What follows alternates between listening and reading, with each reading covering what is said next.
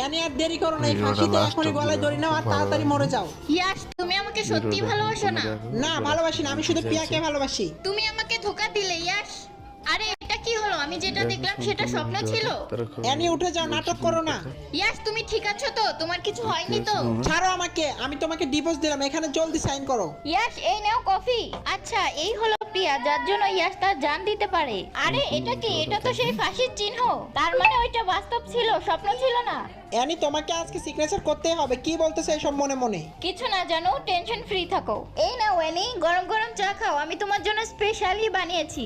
আমি ওকে ভালো করে চিনি, ও মনে হয় এটাতে বিষ মিশিয়ে এনেছে, এটা খাওয়া যাবে না। না না প্রিয়া, এটা আমি খাবো না, তুমি এটা নিয়ে যাও।